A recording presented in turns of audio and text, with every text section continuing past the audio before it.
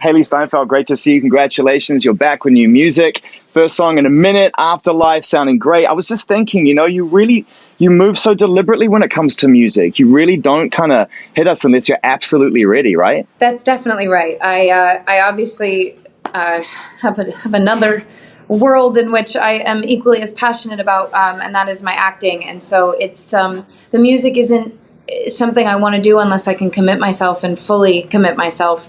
That unfortunately means not releasing music exactly when I want to, because that would be every single day. I love when I can put it out when I have the time to talk about it, play the song, and also when a song can connect to a show or a film or a piece of acting that I'm doing. That's like, the best of my both worlds. Sounds like it definitely runs in parallel with a super exciting project coming out on Apple TV Plus. Not to get all promo about it, but we're really proud of this one, and we can't wait to see it November 1st, Dickinson. I mean, there are definitely connections between the music and the show, right? One of the things I love so much about this show is it is, of course, a period piece. It's about Emily Dickinson, the great American poet, and it takes place in the 1850s, but the show is driven by contemporary and urban music, which when I read the script for the first time, that was one of the main things that stood out to me. So this is the song Afterlife. One thing I love so much is sonically, I feel it's very different for me, and it very much sort of represents this direction in which I am headed. Where do you see that? Where is that direction leading you? I've obviously grown so much since I put out my first body of work in music. And I love nothing more than to hear a song that is that like perfect pop song that is up tempo and makes you feel good, no doubt. But I love that in a way this song, it feels grounded and it feels real, and it's sophisticated, I think, a little more so than my previous records that I've put out. For fans who want to hear it from the artist, from your own mouth, what are the themes that really connected you to the song? Much like the show, Emily Dickinson in her poetry wrote about everything, every possible emotion that there is to feel. And she writes a lot about death. Now, she writes about death, and the way I interpret it is that she looks at death as a new way of life. Death is a place where there's freedom. There's no one telling her she cannot be. There's no one telling her she is worthless or she can't write or she shouldn't write. And I think there's another side to it where, as an artist, I think any artist's greatest fear is being forgotten. If your work doesn't live on or make noise while you're alive, then the hope of it at least doing something when you're gone, right, is a hope that it lives on. I think after having played and embodied this character, and then flying back to LA after shooting this season 1 and getting right into my music, writing my music, I truly feel like I had this new fearless approach to my writing. And like you just said, a lot of it can be motivated by fear.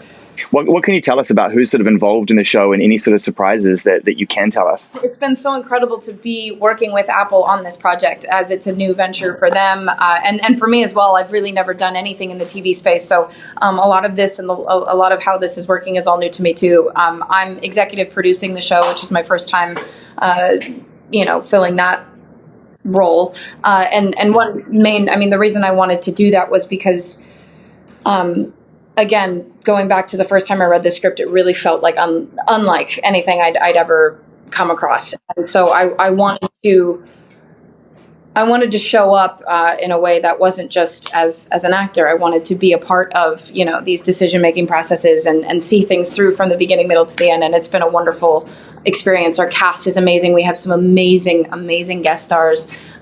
Wiz Khalifa is in our show, which is crazy and weird and amazing and wonderful. And it's so funny to have seen what people have to say about him being in the show, because I think people are very confused, but they're going to be very, very happy. And I will say, Yeah. I'm just a wonderful person to be around and truly showed up. I mean, he's got some big scenes in the show, so he definitely came through. Did you have some real honest conversations during this process where you had to say to other people involved in the production side of things, no, listen, trust me, we need to go down this road because this is what's going to do it? Absolutely. Elena Smith, our writer and creator of the show, her and I have been I have to say, my whole experience as executive producing the show has been, everything has felt very collaborative, which is wonderful. And there have definitely been very open and honest conversations, especially when it comes to the dialect, the dialogue.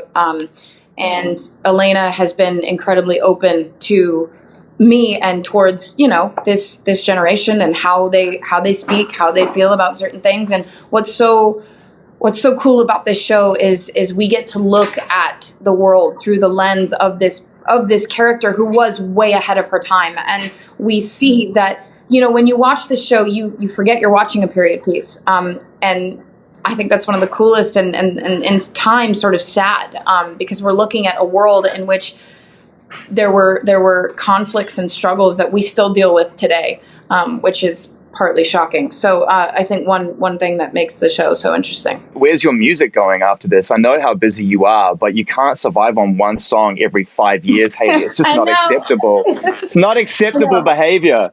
I know it is. You're absolutely right. I of course have Afterlife out, which is something I'm really proud of, and I plan on putting more records out. And next year will be the year of the project that I am so excited for. Again, I do feel like I've been writing in a way I've never done before. Is this project an album? Because anything less is going to be good. I wouldn't go as far as to calling it an album just yet, but I'm getting there, and again, very close to the part of the process where I start to narrow things down and figure out what we call this thing.